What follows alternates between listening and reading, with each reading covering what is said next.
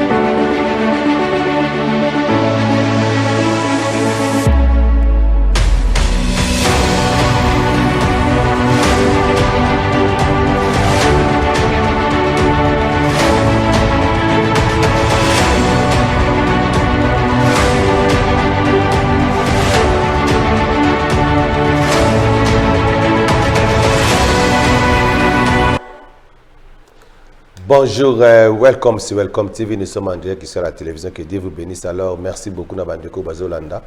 Nous sommes en direct ici en Angleterre, la télévision Sky 711 MTV. Alors, les lots vraiment, tous en Ndeko Moko Oyo Azali écrivain, il réside ici en Angleterre. Oyo Akolobama Makambebele. Alors, on a l'ingui à se présenter Moko. Alors, bonjour, docteur. Bonjour. Okay. So, quand se présenter, comme ça, bon, d'abord, merci pour recevoir à l'émission. Et avant de se présenter, la lingi n'a dédié l'émission moko ya ba international na biso ya football Claude Makelele. Pourquoi na Claude Makelele na ko expliquer après. Pourquoi est-ce que dans l'émission, on a dédié à mon aïe, on a expliqué après. Comme on a M. Norbert Mbumpoutou, naza journaliste, naza écrivain, na fandi avoir déjà moi Bamboula Ibele et na komaka mikanda, na komaka livre et na wuti kokoma depuis 3 ans dernier livre biographie munene ya héros national Patrice Emery Lumumba. Et il y a un sali ko obenganga wa poto mega ko partager et là on est déjà dans mukando ya munene on a commis sur Lumumba ils ont 740 pages ils ont pratiquement baso balobi za bible ou bien dictionnaire donc yango en tout cas merci dengue au CPD que tout kutana tout s'échanger merci. OK, merci beaucoup. Bandeko bazolanda biso o pas en a besoin de poser question na e akoki ko tester na numéro ezana sewana au tester au poser question parce que Tolingi Toloba sur un livre Oyo sur l'autre Lumumba livre Oyo l'autre Lumumba au livre Oyo Moka Komaki Norbert X Mbumpoutou. OK, nazana moi quelques questions awa bande konde na lobi ke boko poser pe ba question na bino na sens que boko mi bongo akoye ba ko répondre biso na dena tanga ki livre na yo.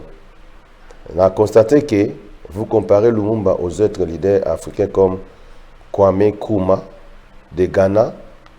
Mais ma question est sur la comparaison avec Fidel Castro du Cuba et Mao Tse-tung de la Chine, sachant que ces deux-là n'avaient pas une bonne relation avec les États-Unis et c'est un pays d'Europe. Pourquoi cette comparaison?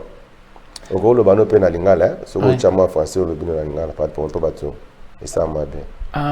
grand merci parce que mon comparaison on est salémé pourquoi?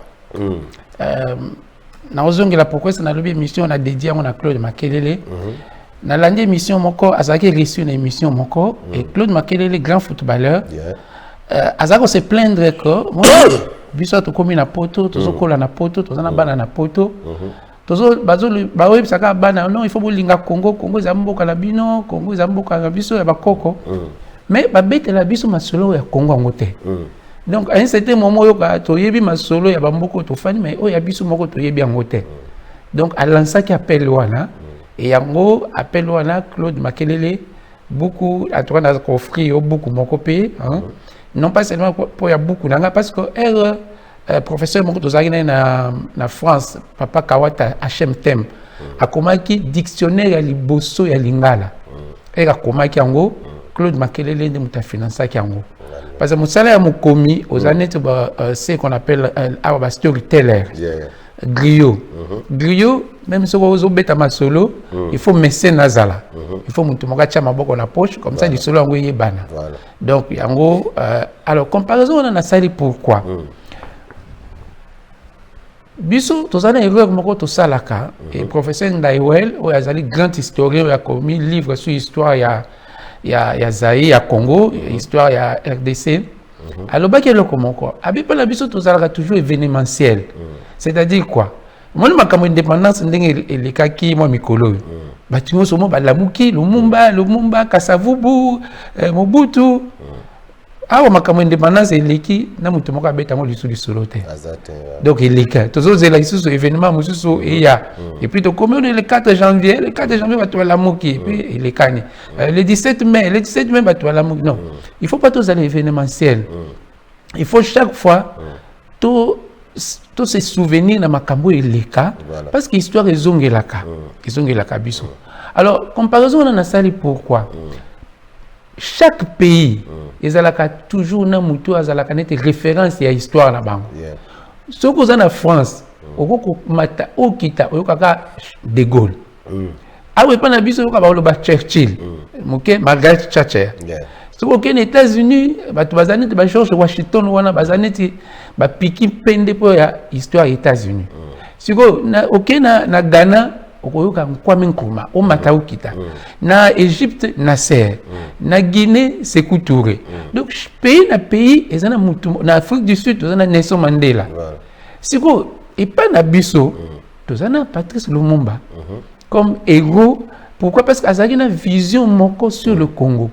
Donc, et te groupe makamango mingi ti lelo ti na ba crise tozanango lelo parce que to landa ki vision ya mutu wana te. Alors comparaison na ye on a salina Fidel Castro na Mao. Pourquoi? Parce que Mao na Fidel Castro baza bato basali que Chine ezala ndenge ezalelo. Voilà. Eza Mao yende mutu asali penza ki identité lelo ka ba chinois nde to akomi lelo.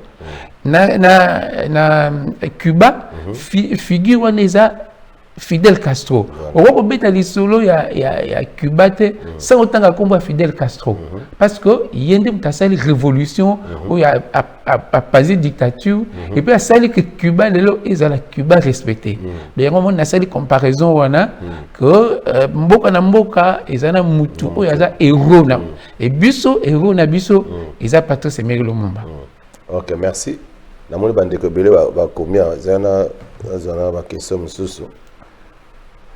Parce que makambo est vraiment très important. Na moni awa nani nazwa oyo Patrice Nzobila Komi abi, voulez-vous dire que Lumumba avait les mêmes pensées que Castro et Mao? Ah oui.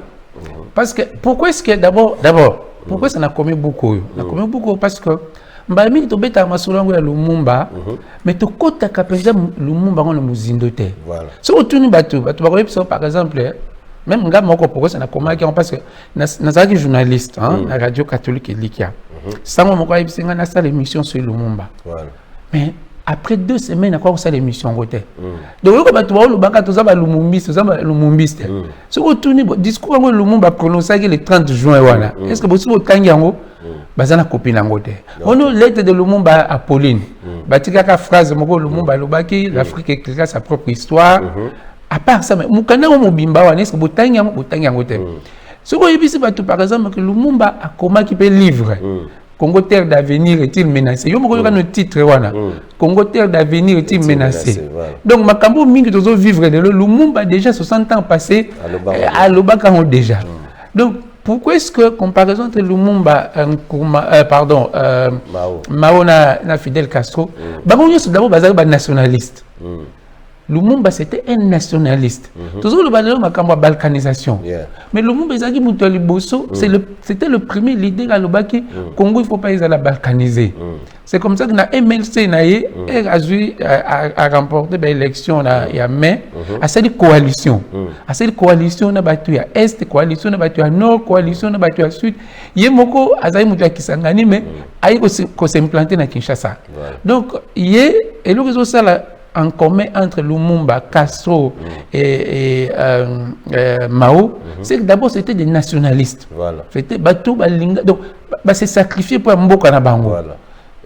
Bazam miyibi ya musolote, miyibi ya mbongote, mais d'abord ça est la Mboka. C'est la Mboka. Merci beaucoup. Merci bandeko oyoki ke bazaba nationaliste o ba pesi mobimba na bango pona école. Alors, ils ont quitté pour mbongo, ils étaient là pour la nation. Alors, troisième question, toujours sur Lumumba. En comparant Lumumba à Castro et Mao, ne voyez-vous pas, vous faites de Lumumba ennemi aux États-Unis et Europe et ami à l'URSS de l'époque? Oui, mais là, on a bêti c'était na kata likambo. Parce que il faut se recouter la ndegini Lumumba zaki assassiné. Lumumba zaki assassiné. Imaginez-vous que directeur ya CIA na Kinshasa, à lobby comme on est Devlin. Yende mutasala ki Mobutu azala, yimutu afasona ki Mobutu.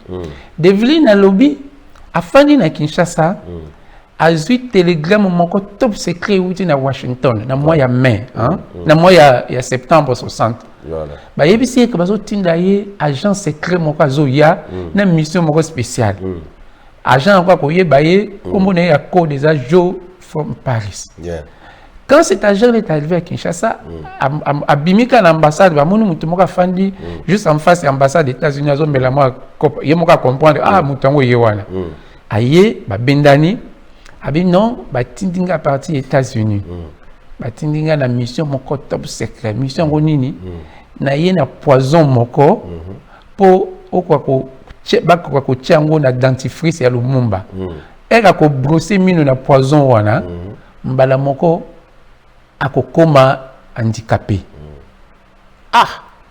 Atuni abi mais depuis nga na koma na sia na yoka na noter ko ba américain bazo sala likambo ya somo ya ndenge wana na pesa ngo permission. Alors le président sina woye moko mutapesa ngo permission.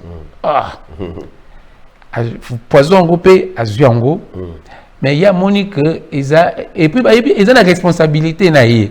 A komisa makambo wana ça dit le monde akufa mais eye banate ko États-Unis za nakati. Et puis il y a saligno ça lobité a ko pesa ko utiliser ngo ndenge wana te. Mais cela veut dire qu'il y a une méthode mususu. Azwa ki ligne budgétaire pratiquement il y a $100,000 pour ko Lumumba. Côté ba Belge ndenge moko, parce que opération moko ba benga ki opération Barracuda. Pour ya ko bomaka Lumumba. Awa biso na Grande-Bretagne, il y a 6 à 7 ans, agent secret britannique azalaki na Kinshasa à l'époque, madame Daphne, azao fandaka la limité. Avant Koufa, azako mela café na MP mokowa.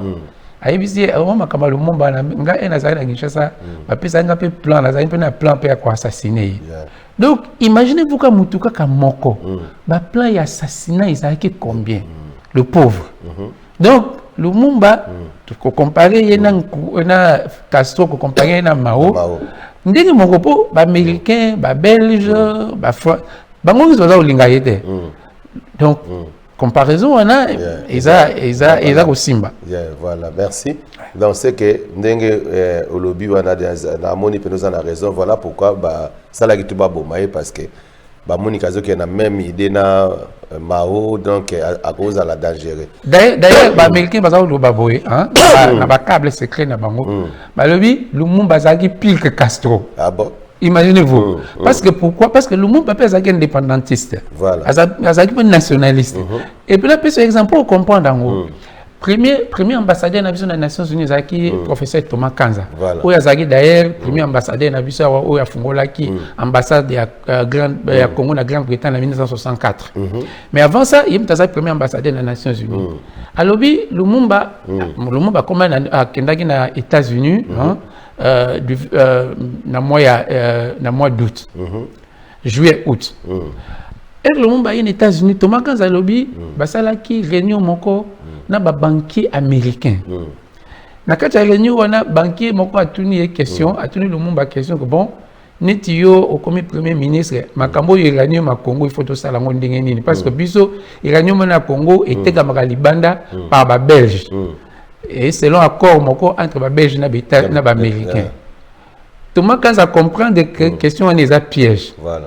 Ayebisi Lumumba lui na lingala hein et mokazo lobango ayebisi Lumumba na lingala lui ko répondre na question wana te Lumumba tali Thomas Kanza ayebisi te tikaka na répondre ba moko pour makabango esila ayebisi bango abitala uranium oneza ya Congo Belgique a produit ça uranium te donc Congo toza libre ya côté Congo na mutunyo so to lingi Thomas Kanza tali que ba banquier wana ba mitalani miso at combien en anglais et exchanging smiling ba mitalani mi ba seki il moka comprendre que o via lobia wa a BBC et ba rendez-vous na pourquoi wana azaki na rendez-vous pour kutana présidence no ba bengi ba no présidence no alobi a préféré que beta golf à recevoir Lumumba la rendez-vous c'est ça qui a annulé à comprendre que ba chevie Mupanzi donc en fait Lumumba azali ko lutter avant de likambo tozo mona lelo ko président azali ko lutter que ba minéraux ya biso biso mo to te kakango pourquoi est-ce que kendaka Rwanda te kaka ibandi lelo te voilà eza combat déjà ibandaki pa Lumumba likambo susu oyo boye bakate mo likambo ya bagage inga tozo mona lelo Lumumba pour que les États-Unis américains moko être aux indépendance azali homme d'affaires aye pa Lumumba na Kinshasa que non ngana yi cop moko bon pesa biso gestion ya barrage ya Inga pendant 50 ans. Donc tout le monde parle mais barrage Inga 50 ans décision on a pour les hommes premier ministre na ko zonga moko il faut aller na parlement. Voilà. Il y a le but ba décision musu ces hommes ka aller na parlement te yo signé kaka. Tout le monde ba tali abi non wana iko ko lekate.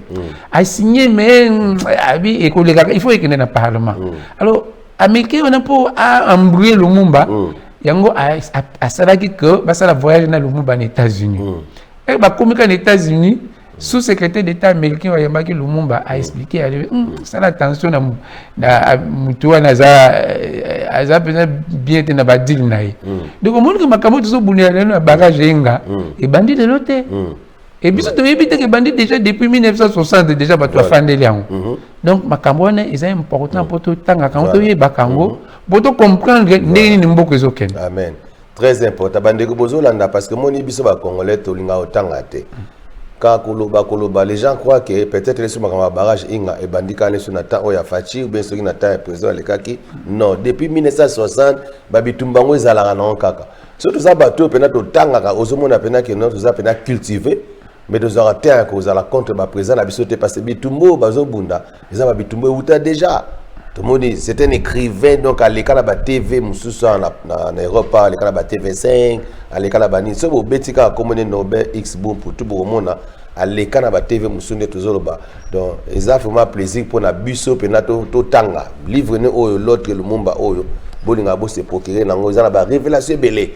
Moi, je suis dans le Baketari, tu m'as le Mumba, bazo coopérer na ye déjà après sa barrage à Inga en 1960 bande ko musuku lenso babotamite baka mususu ke no bazo ba balkaniser Congo na 1960 bande ko musuku na babotamagite bazo yebsa déjà ba Lumumba donc ça ba bloquer banda kala donc mboka na biso pe bonga il faut biso mo ba congolais donc dès kaka Lumumba loba ki to écrit histoire na biso en écrivant notre histoire ezaka ateke no boko mabo bo banda ko supporter ba leader na bino et surtout les chefs de l'état tant bino bozo sipote parce azo bunda bitumbo o akutaki ba prédécesseur ne ba bandai ko bunda azo landango ya ko bake tozaba na Lumumba to na vision c'est très important la monde ba message ebele na bi que no fera tanga ba question ba ndeko pour ndeko yo azo répondre exacte que notre préparé Dieu nous voit on n'a pas préparé ba question zo koya azo répondre selon ba question azo poser pas azo répondre très bien ngana satisfait na ba ndeko musupi bazo mona baza satisfait.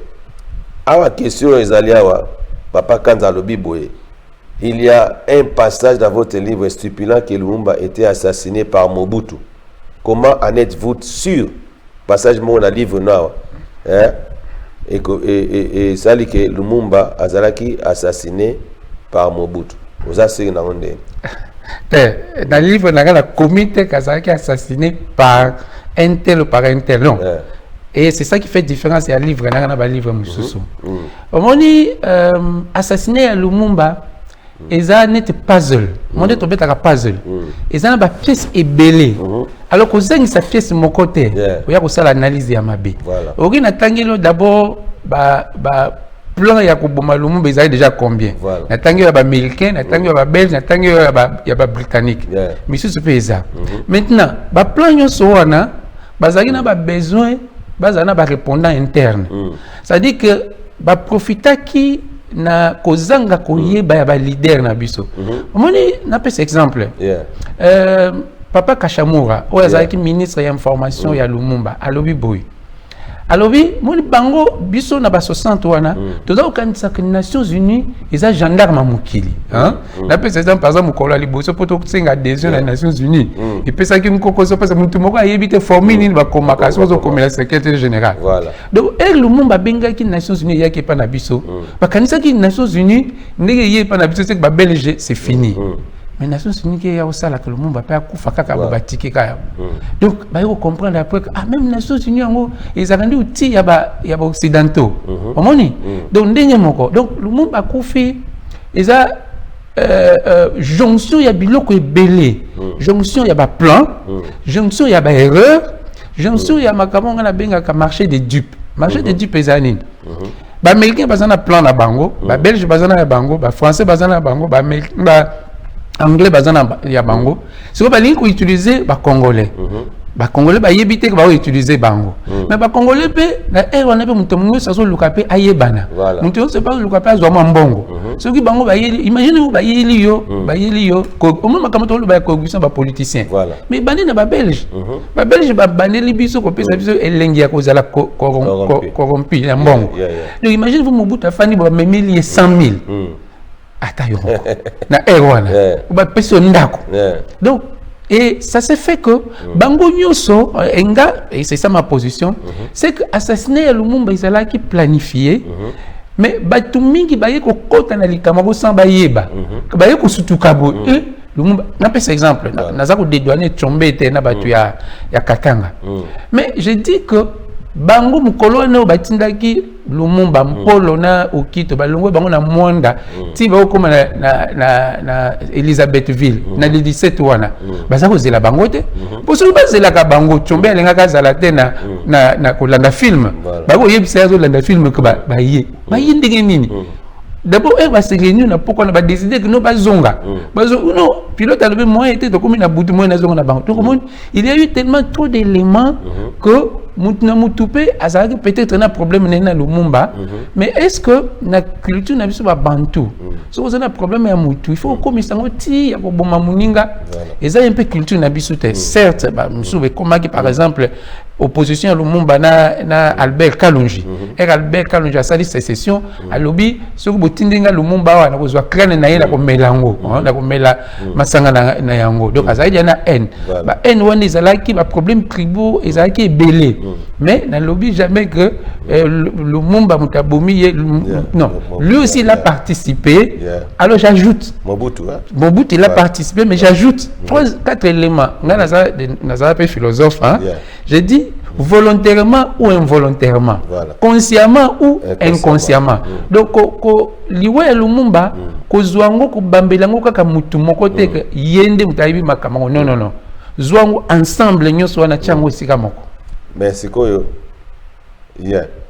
sikoyo bon toke na break bon after the break tantôt on a posé question okay see you after this break thank you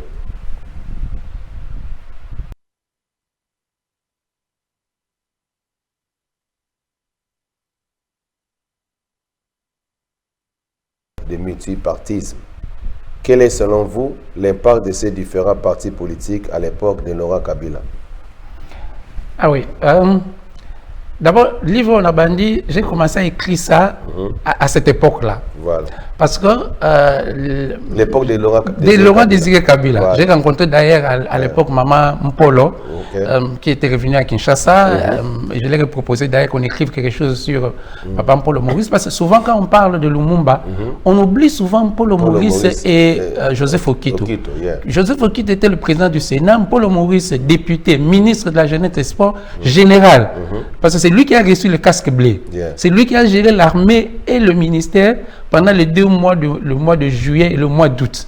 Paul Maurice, oui. Parce que quand le général Yanses est parti, on a nommé Mobutu chef d'état-major, mais le commandant en chef, on a nommé le général Lundula. Et comme le général Lundula était en prison à Jadotville, le temps qu'il arrive à Kinshasa, Mpolo était devenu général parce que lui aussi il a fait l'armée comme Mobutu.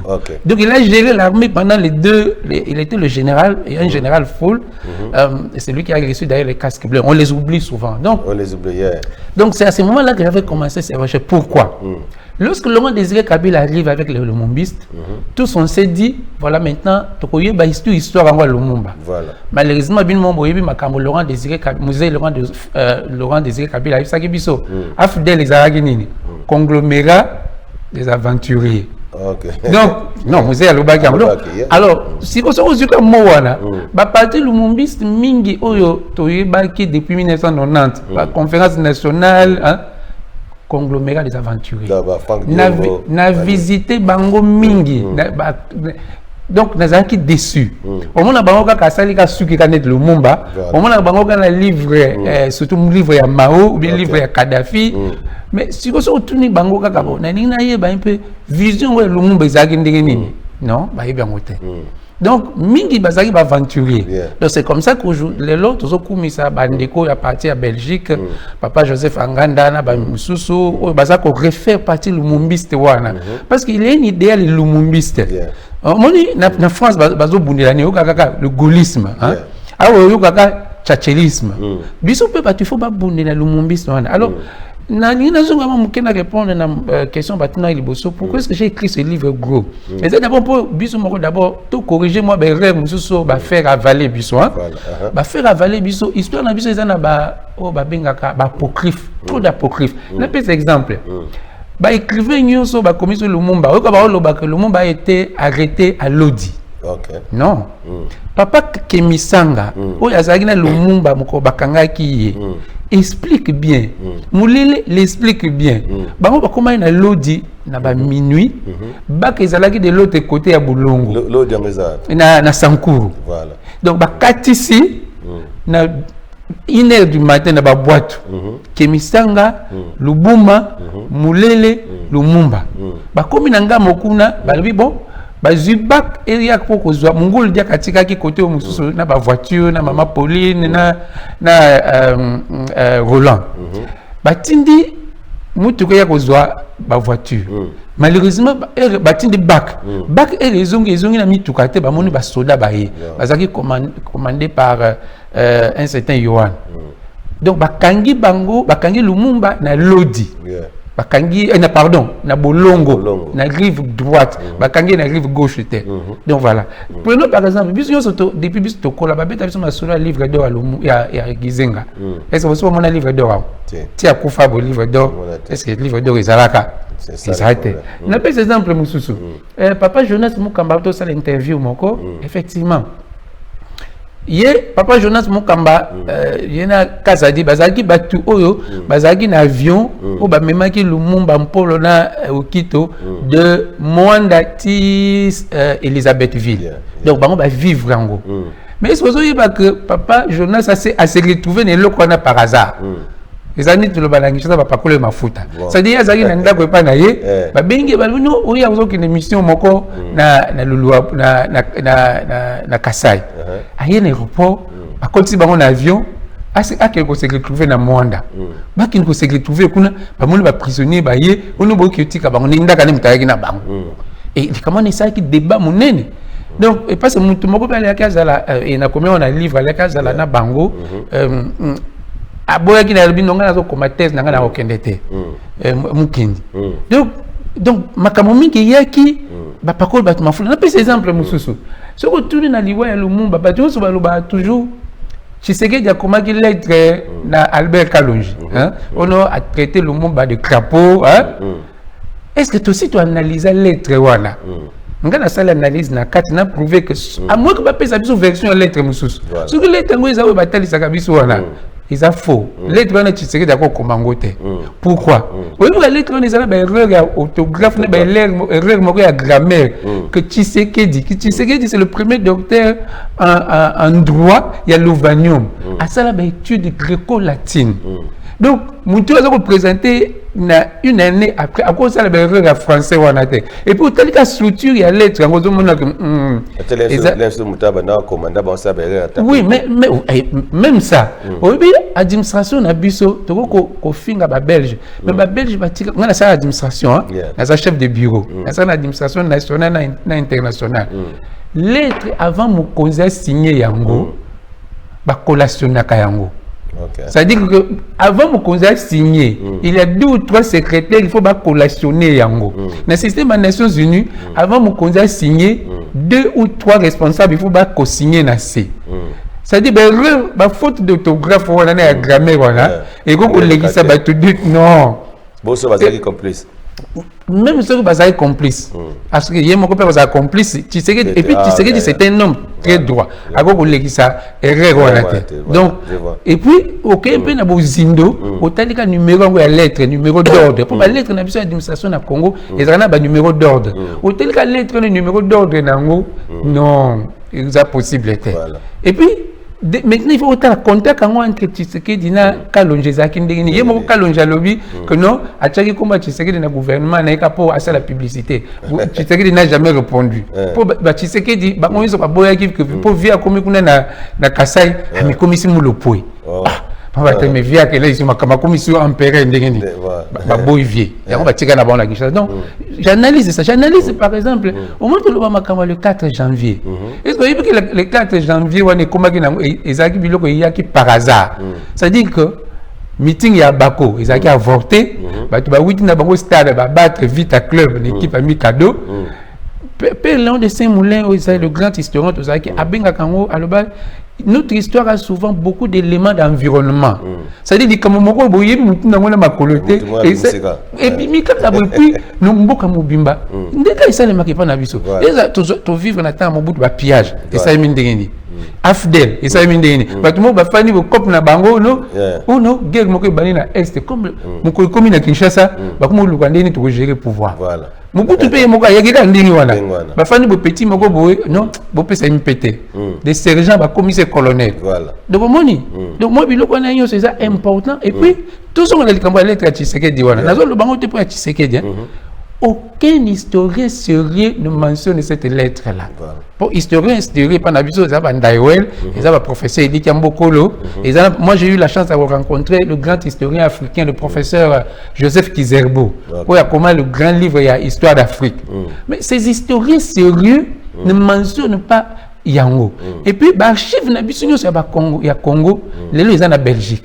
jamais comment on a lettre on a luki nazo luka ce qui version ba pesa ka biso wana atwa nazo lancer appel mutu so kaza na version mususu apesa biso yango to analyser yango mais version ba lekisa ka biso wana botala ngo penza calmement teza fake news donc voilà un peu pourquoi Salemiko na livre oyo na redresser un peu moins biloko moi mingi o ba faire avaler biso sans tout nango na en profondeur. Ok, donc yango na titre na yo okomi l'autre Lumumba voilà l'autre Lumumba ça veut dire que Lumumba oyo penza to pesa kaye penza te valeur oyo azanango tala na mboko chaque année ba livre combien bimaka sur Churchill ba livre tala ka so keka na parlement monument eleki devant parlement za monument nani ya Churchill mais il y a biso na makamba Lumumba ngindaki ya ligne baloba bakino sala Lumumba ville na habité surtout comme na Lumumba ville et moi j'avais dit au lieu de Lumumba ville il fallait que base ville moko et c'est ça déjà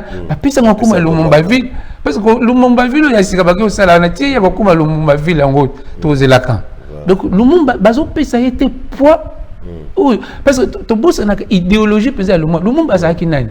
C'était la démocratie. C'était les premières élections démocratiques qu'on a eues au Congo. C'est lui qui avait eu la majorité. Et puis les élections étaient organisées par les Belges. Oh, Lumumba était.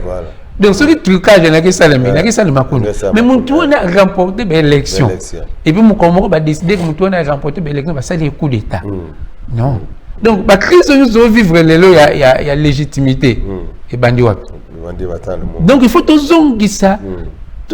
Marquoir à zéro. Si vous vous égarez en chemin, vous allez à Carrefour. Place où vous allez se retrouver. Oh, bisous Carrefour, on a l'autre Lumumba. C'est-à-dire que Lumumba, tout peut le coup, la place centrale, il y a la carte histoire. Certes, tout le bâtiment, c'était un saint homme. Tout le bâtiment, que vie n'a sur l'indépendance, ils ont commis des erreurs, c'est sûr. Mais il faut comprendre que Mingi Basa, ils avaient la trentaine. Lobby, il y a docteur Jacques Mangalambo, il y a Lille, a révélé le plus âgé dans le gouvernement Lumumba, Isaki, Georges Grimfeld. Georges Grimfeld a Zaki Nani. Georges Grimfeld a Botamine en 1908, Azaki Moni a dit ça, c'est ma colo. Dit ça, c'est Zaki, moi, na moko, Stanley a Stomba qui est pas type au type. Après ça, qui est, et pas, pasteur protestant, colisaï. Et yango, et la bota qui mona nae, après c'est qu'on voit pasteur, oyo, à Sunga qui est anglais, Georges Grimfeld. Donc, c'était le plus âgé, il avait pratiquement 52 ans. Mais tout le monde là, il avait 30 ans. Donc, et puis, Mingi peut Batanga quitter. Il n'avait que 3 universitaires. Thomas Kanza, Bomboko, et puis Moko Moussazaki Wana. Mais tout le monde Wana, ça a 5 ans post-primaire. Donc, Makambo est année géopolitique, Makambo est année guerre. Et puis, tout le monde a été que période Wana, ils ont période où tout ça, Makambo toujours vivre, il y a guerre froide. Guerre froide, ils ont dit, Wana, les Américains, les Russes, ils ont dit, Pessimboambo à Boy. Donc, nous avons Luka. Petit n'est à confiance. Et Congo est comme qui ligne à front à guerre froide. Donc nous avons le cas bien de Congo côté naïe. Même chose pour les cas qui na guerre Angola. Pourquoi cette guerre Angola et vous melaki? Côté Moko russe. Parce que côté il y a MPLA na Dos Santos. Côté il y a UNITA. Ils ont américain. Il y a une guerre en vous melaki. Biso bezaki ndenge moko. Russe va zo bien à gauche, américain va zo bien à droite. Belge va zo bien à gauche, français va zo bien à droite. Anglais va zo bien et embrouiller biso. Camarade Nanga Moko Belge a commis un livre sur l'histoire du Congo, David Van Riebeeck. Il a analysé un boy. Avec l'histoire du Congo, il y a 60. Ils ont un match de football qui se joue en 15 minutes avec 100 joueurs. Donc, à place où vous entraînez, vous avez un peu ça plutôt pâle. Vous avez un peu ça qui est pas n'absurde. Vous avez un peu table ronde. D'abord, bienvenue le 4 janvier de Salimaki. Belge va la mouki bono ba Congo ba congolais ba surtout qui ba comme qu'on réclamer indépendance. On a tout ça tout dans ba table ronde. Ba tu as qu'on s'est retrouvé des tables rondes du 20 janvier au 20 février 1960. Mon colocal ba y na table ronde non indépendance. Oh Belge va planifier à Cameroun. Oui, indépendance c'est comme date pour le 30 juin. Tout ça dans mois ya janvier. Table ronde décidé dans mois février. Il faut tous indépendance dans mois ya juin. 4 mois. Tous un gouvernement était, armée était, monnaie était, constitution et l'autre comme côté. Il faut nous soit nécessairement 4 mois. Est-ce que c'est faisable? Tout ça m'brouillaki. Donc voilà un peu. Donc il faut tout excuser. Bango er mususu moi berger mususu salimaki pour makamongwe ku et komaki na tamuke et ba tout peut-être qu'on fan de la mo boizaki te. Thomas Kaza za ko beta lisolo moko na livre na ye. Premier conseil des ministres, mais pas toi s'embrouillaki. Pour Badou, comme ministre, qu'est-ce que c'est que vous avez ministre? Oui, premier conseil des ministres, on a dit va discuter pendant 2 heures pour Balobi. Ceux qui m'ont comme ministre, tu vas bien un ministre excellence. Si vous entre Bissumi Balé excellence, il faut bien un dégué. Va s'embrouiller. Va s'embrouiller, par exemple, il faut tout ça l'adhésion des Nations Unies. Secrétaire général de l'ONU à Lobby. Pays mi balé ba Congo mi balé to koza Congo il faut choisir to choisir ndengeni ba yanke mi balé ba fa Thomas Kanza na ministre Tshisekedi ba fandi bon bino Congo Kinshasa ni besoin d'indépendance liboso bino beaucoup la République du Congo biso Congo Brazzaville to comme la République congolaise donc nous comment ils ndenge wana donc voilà un peu moi bambrima wana et ça peut expliquer la crise auto connaître et puis les vrais maîtres du Kambango ba belge ba américain ba zo tirer ba ficelle dans les noirs pour bango ba yebi que mboka na ba minéraux mboka na uranium na bango esalaki bombe atomique. Ah, il faut pas tout tirer quoi pas russe parce que quoi pas russe ba comme ma casse 2 fois ah ba mona le monde ba mona zanet moi ba tendance non il était alors il y a ça qui n'a communiste était mais ils a qui ba pas ko le berwa voilà. OK, merci.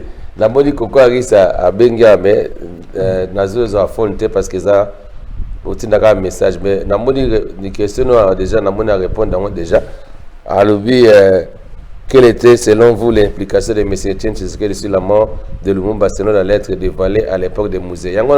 Oui, il y a un corrigé lettre, c'est-à-dire que historiquement, tout le bâtiment n'a pas sentiment. Quand on a chercheur, c'est la recherche aux sources.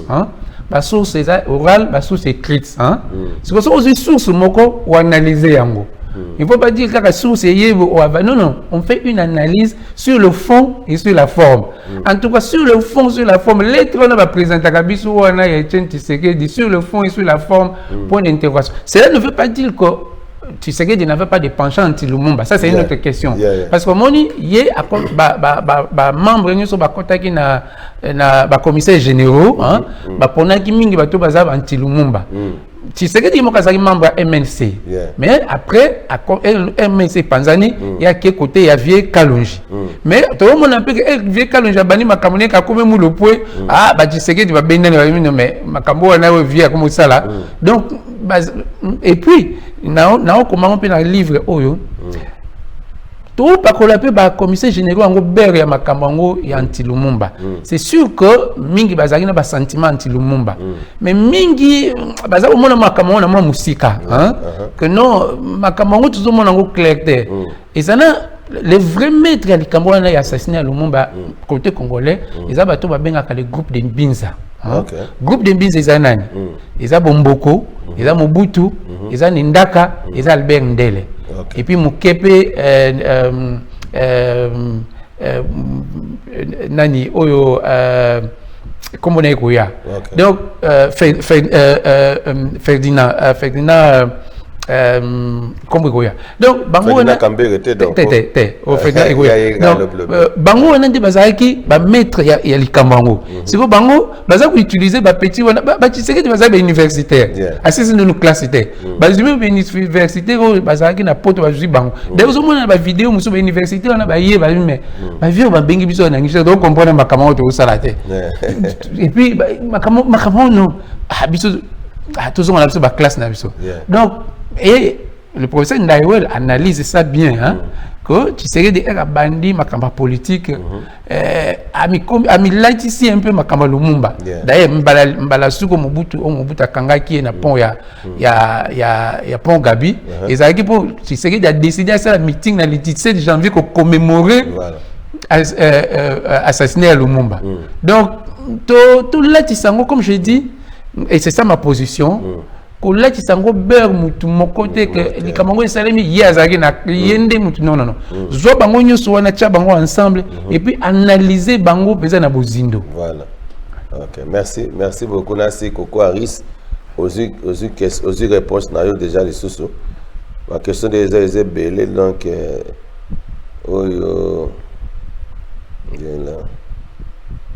OK, de quoi quelle était selon vous l'implication déjà à quoi la vie de Lumumba est différente des autres livres écrits à son sujet? Ah ouais. D'abord, dernière partie à livre on a consacré à ma tribune titre et livre d'abord et ça l'autre Lumumba Peuple du Congo, histoire, résistance, assassinat et victoire sur le front de la guerre froide. Pourquoi c'est différent na omusu ba commission Lumumba? Omoni masolo na biso ba congolais na ba africain, soki ba paya baza ko betango, bazo betango selon intérêt na bango. Na pese exemple, ils ont un film moko sur Lumumba Spectre, et ça mis par Belge moko. Soko tali film wana.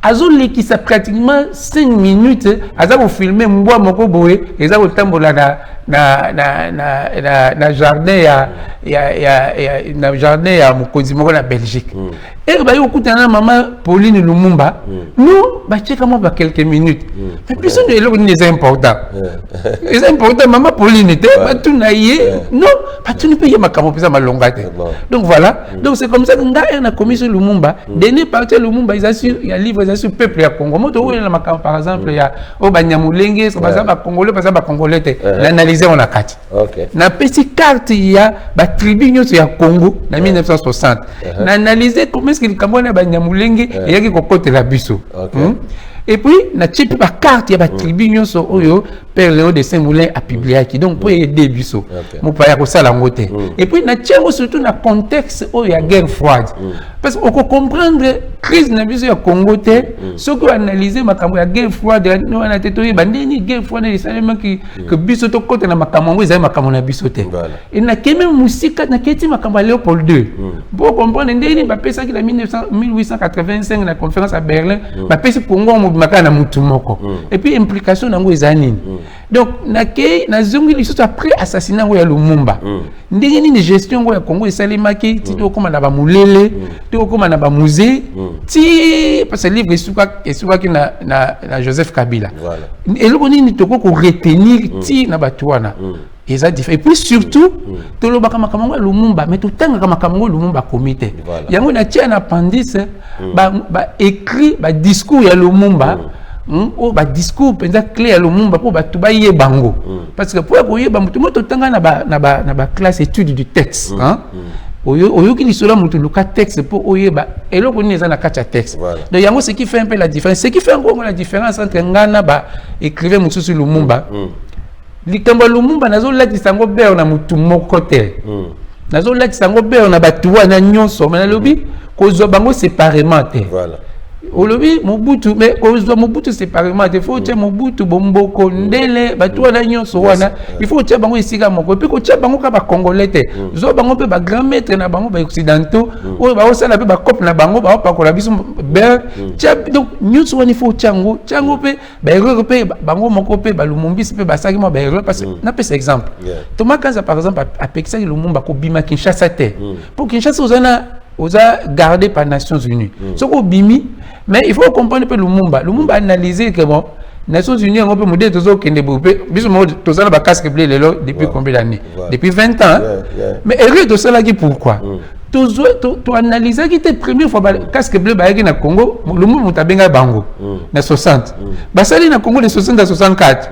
oyo ndeni batika kibiso na Mburuma casque bleu batiki biso na 64 na Mburuma ba rebellion ya ba muleliste bandi lisusu non batika biso na Mburuma non ese mbalo e ba kotika biso ese ba kotika biso na Mburuma te batika pour to recevoir basala pe na 60 basala pe 20 000 20 000 ndenge moko ka basa et puis badani basala babenga na ba 60 ndenge moko to comme na suka dernier mot na pas ba téléspectateur balanda biso bon dernier mot ils a d'abord surtout yoki li solo to meka ko analyser en profondeur livre na komi yango pour ya bino pour na biso pour ya bana na biso na tche ba information tellement ebelé na kati hein pour aider biso to glisser te et surtout et ko aider biso to comprendre makambo tozo bundela lelo et ko aider biso to yeba pourquoi c'est mboka na biso.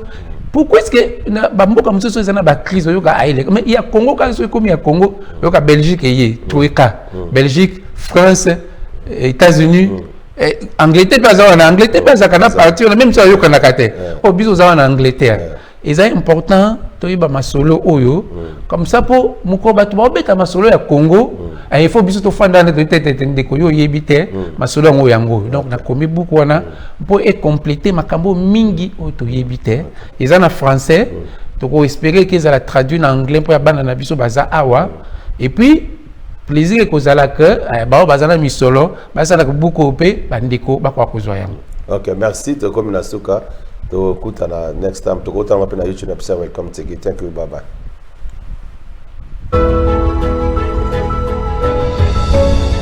Très bien, très bien. Merci.